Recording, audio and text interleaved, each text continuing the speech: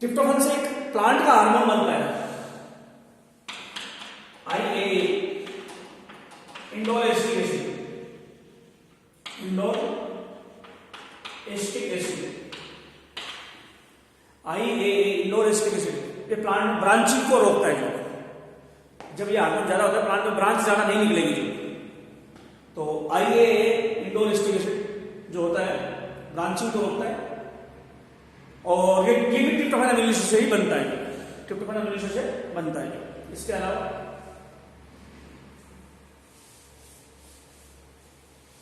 और amino acids के function क्या है? तो हम बोलेंगे एक अमीनो एसिड होता है हिस्टिडीन। हिस्टिडीन अमीनो एसिड होता है। तो अभी बताया था मैंने, बेसिक अमीनो एसिड होता है हिस्टिडीन। बेसिक अमीनो एसिड होता है हिस्टिडीन और इससे हिस्टामिन बनता है। हिस्टामिन सुना था ना, एलर्जी में बनता है। जब किसी आदमी को दवा ले ली और सारे शरीर में सूजन आ गया, एलर्जी हो गई, सुना कई बार दवा लेता है एलर्जी हो जाती है शरीर में। जो कोई दवा ली एलर्जी हो गई तो बताओ किस केमिकल की वजह से उसके शरीर में क्या बन गया जिससे एलर्जी हुई? हिस्टामिन। हिस्टामिन केमिकल होता है जिससे एलर्जी के सिम्टम आते हैं। इसलिए दवा लेते हैं तो आजकल एंटी एलर्जी दवा देने लग गए। हिस्टामिन के साथ सबको बताया कि अगर दवा लेने से एलर्जी होगी तो हिस्टामिन बनेगा और ऐसा सब्सटेंस देने लगे बाहर से, एविल वगैरह, यानी एविल सिट्राजिन सुना होगा। एविल और सिट्राजिन, सिट्राजिन पहले एविल लेते थे। मेरे को ध्यान है पहले पुराने टाइम में, 10-15 साल पहले मैं कई बार दवा लेके गया हूं तो उसमें दवा के साथ एविल लेते थे। जो एविल दवा लेने के बाद में एलर्जी नहीं होती है, दूसरी दवा से एलर्जी नहीं होती, ठीक हो जाएगा। आजकल मैंने सुना है बच्चे को एलर्जी होती है तो सिट्राजिन लेके आएंगे। स्कूल में कोई बच्ची थी, सिट्राजिन लेके आएंगे। सिट्राजिन से भी एलर्जी होती है, एविल से एलर्जी ठीक है, एविल से होती है, सिट्राजिन से होती है। ये दोनों क्या करते हैं? एलर्जी किससे हुई है? ये दोनों सब्सटेंस हिस्टामिन को रोक देते हैं, फंक्शन नहीं करने देते। ये दोनों सब्सटेंस हिस्टामिन को फंक्शन नहीं करने देंगे, इससे एलर्जी हो जाएगी, एलर्जी ठीक हो जाएगी। इससे हिस्टामिन से एलर्जी होती है और एलर्जी को रोकने के लिए सब्सटेंस होते हैं। अगर नॉर्मल दवा ली एलर्जी होगी शरीर में, हिस्टामिन है ये दे दो, हिस्टामिन काम नहीं करेगा, एंटी हिस्टामिन होती है ड्रग्स। हमारी बॉडी में हिस्टामिन किस अमीनो एसिड से बनता है? हमारी बॉडी में हिस्टामिन किस अमीनो एसिड से हिस्टामिन बनता है? हिस्टिडीन। कैसे? हिस्टिडीन से हिस्टामिन बनता है कैसे? डीकार्बोक्सिलेशन से।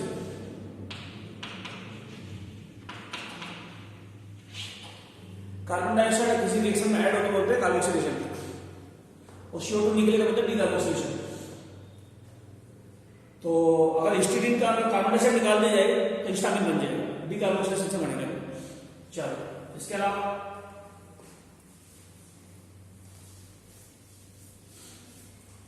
और अमीनो एसिड क्या काम आता है? यहां तक तो अमीनो एसिड काम आ रहा है। और अमीनो एसिड क्या काम आता है? तो अमीनो एसिड में ये COH है, ये NH2 है, ये H है, ये R है। अगर मैं इसका डीएमिनेशन कर दूं, डीएमिनेशन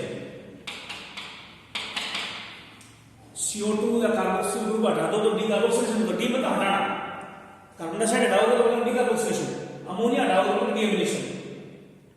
अगर अमीनेशन डी में तो हटाना, अमीनेशन था अमोनिया, अमोनिया ऐड होगा, अमीनेशन हटाएगा डीएमिनेशन। कार्बन डाइऑक्साइड ऐड होगा कार्बोक्सिलेशन, लिख देगा डीकार्बोक्सिलेशन। अगर इस अमीनेशन को मैं डीएमिनेशन कर दूं तो क्या हो जाएगा? अगर मैं इस अमीनेशन का डीएमिनेशन कर दूं तो क्या हो जाएगा? तो हम बोलेंगे अगर इसका डीएमिनेशन कर दूं तो एसिड बन गया और acid use in respiration for energy.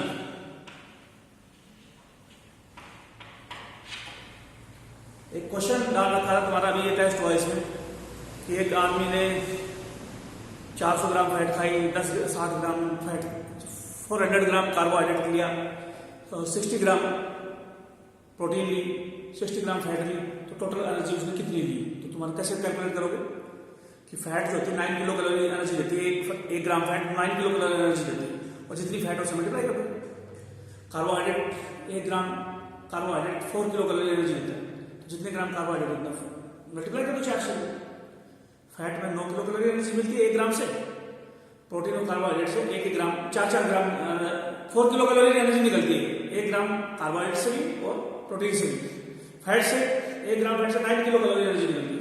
तो इस तरह से कैलकुलेट कर सकते थे तुम जो कि अगर 500 या 400 कार्बोहाइड्रेट है तो उसको 4 से मल्टीप्लाई कर दो, 1600 किलो कैलोरी एनर्जी यहाँ से मिलेगी।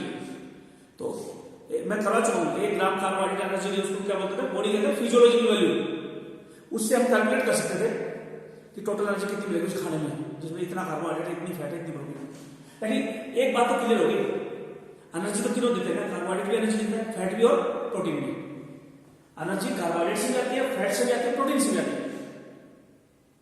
तो कार्बोहाइड्रेट, फैट, प्रोटीन सारों से एनर्जी, प्रोटीन से एनर्जी कैसे आएगी? पहले प्रोटीन से अमीनो एसिड बनेगा, उससे एनर्जी आती है, ना कि प्रोटीन से। कार्बोहाइड्रेट में जो स्टार्च, ग्लाइकोजन से एनर्जी भी आती है, ग्लूकोज से एनर्जी आती है।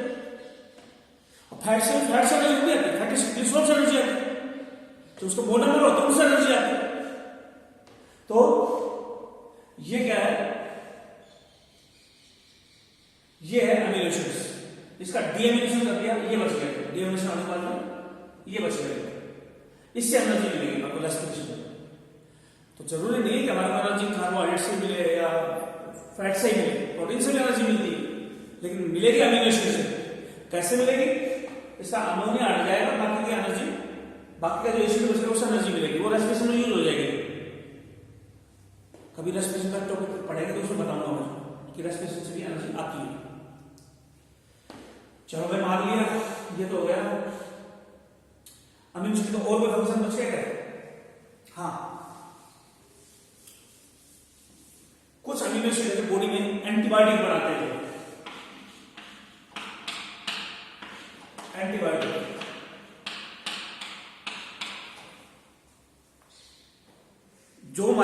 जो इंडस्ट्री में बनती है कोई चीज और माइक्रोब को मारती है, उसको एंटीसेप्टिक बोलते हैं। एंटीसेप्टिक सुना होगा ना, एंटीसेप्टिक क्रीम, एंटीसेप्टिक, दोनों ही एंटीमाइक्रोबियल होती है, दोनों ही एंटीमाइक्रोबियल होती है। माइक्रोब को मारते हैं दोनों केमिकल, एंटीसेप्टिक भी और एंटीबायोटिक भी, दोनों माइक्रोब को मारते हैं। डिटोल वगैरह होते हैं, डिटोल वगैरह एंटीसेप्टिक होते हैं। तो एंटीमाइक्रोबियल होती है, एंटीबायोटिक भी एंटीसेप्टिक भी। चोट लगने के बाद डिटोल लगा देते हैं, एंटीसेप्टिक लगा देते हैं, चाहे बैक्टीरिया होगा तो मर जाएंगे। हम बीमार होते हैं बैक्टीरिया की बीमारी से, तो हम बाहर से एंटीबायोटिक लेते हैं ताकि बीमारी ठीक हो हमारी। लेकिन क्या पता है दोनों डिफरेंस क्या है? दोनों माइक्रोब से किल कर रही है। ये इंडस्ट्री में बनती है, ये माइक्रोब से ही निकलती है। एंटीसेप्टिक माइक्रोब से नहीं निकलती, एंटीबायोटिक माइक्रोब से निकलती है। कैसे? एंटीबायोटिक माइक्रोब से कैसे निकलती? अरे भाई, फंगस से नहीं निकलती थी पेनिसिलिन, पेनिसिलिन फंगस से पेनिसिलिन निकली, और पेनिसिलिन बॉडी के अंदर जाकर क्या करती है? पेनिसिलिन फंगस से पेनिसिलिन निकली, और पेनिसिलिन बॉडी में जाकर क्या करती है? माइक्रोब को मारती है। जैसे हम बीमार हो गए, हमारे अंदर माइक्रोब है, बैक्टीरिया, और हमने फंगस की पेनिसिलिन ले लिया, बैक्टीरिया मर गए, तो माइक्रोब को मारा है एंटीबायोटिक ने। लेकिन माइक्रोब से ही बनी होती है एंटीबायोटिक्स। और ये बनती कैसे है एंटीबायोटिक्स? अमीनो एसिड से। बैक्टीरिया अमीनो एसिड से एंटीबायोटिक बनाता है, अमीनो एसिड से एंटीबायोटिक बनती है। एंटीबायोटिक जो बनती है वो अमीनो एसिड से बनती है, ठीक है। इसके अलावा कुछ अमीनो एसिड ऐसे होते हैं, प्रोटीन में नहीं मिलते, रिएक्शन में काम आते हैं बॉडी के अंदर। बॉडी में जो रिएक्शन होती है, जैसे यूरिया साइकिल, लीवर माइटोकॉन्ड्रिया में चलती है, लीवर माइटोकॉन्ड्रिया।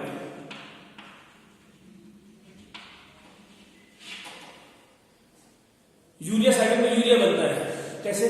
तुम बोलोगे कि जैसे मान लो तुम बैठे हुए हो और यूरिन करने के लिए गए हो कहीं पे भी जो है वॉशरूम में, तुम बोले कि हमारे यूरिन में यूरिया बहुत ज्यादा आई है, वो आनी थी क्योंकि यूरियोटेलिक में यूरिया ज्यादा आएगी यूरिन में, यूरियोटेलिक में यूरिया ज्यादा होती है। क्या पता है तुम्हारे को यूरिन में जो यूरिया आई वो कहां से आई है? लीवर से आई है। लीवर में यूरिया बनती है, लीवर की साइड के माइटोकॉन्ड्रिया में। हमारे सभी पूरा यूरिन में जो जितना भी यूरिया है सारा लीवर से बन के आया है, लीवर की माइटोकॉन्ड्रिया से यूरिया बना है। तो ये जो यूरिया लीवर में बन के आया है, इस यूरिया साइकिल में 2 अमीनो एसिड बनते बीच में, और वो प्रोटीन के अमीनो एसिड नहीं है, वो अमीनो एसिड सिर्फ यूरिया साइकिल में बनते हैं और कहीं नहीं बनते। उन अमीनो एसिड का नाम क्या है? यूरिया साइकिल में बीच में बनते हैं, प्रोटीन में नहीं मिलते वो अमीनो एसिड। कौन कौन से हैं? ऑर्निथिन, सिट्रोलिन, ये नॉन प्रोटीन अमीनो एसिड है, non protein amino acids. Ornithine और citrulline non protein amino acid है, प्रोटीन में नहीं मिलते हैं। और ये बॉडी के अंदर जो मेटाबॉलिक रिएक्शन होते हैं उनमें बनते हैं, तभी तो बोलते हैं अमीनो एसिड 20 थोड़ी होती है, सिर्फ 20 थोड़ी होती है। बाहर देखो ये नॉन प्रोटीन अमीनो एसिड है, प्रोटीन में थोड़ी मिलते हैं ये अमीनो एसिड्स। चलो ये भी होता है। तो इस तरह से ये टॉपिक अमीनो एसिड का टॉपिक कंप्लीट हो गया जो, क्योंकि 7 अमीनो एसिड से प्रोटीन बनते हैं, प्रोटीन का टॉपिक स्टार्ट कर रहा हूं मैं। अमीनो एसिड होते हैं और इनसे बनती है प्रोटीन।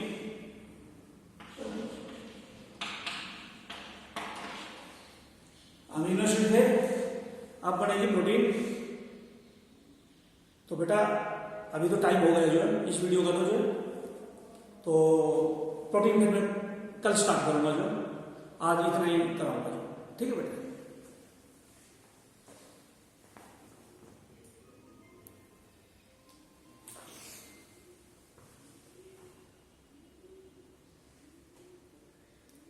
टाइम इसमें कुछ और दिखा रहा है, उसमें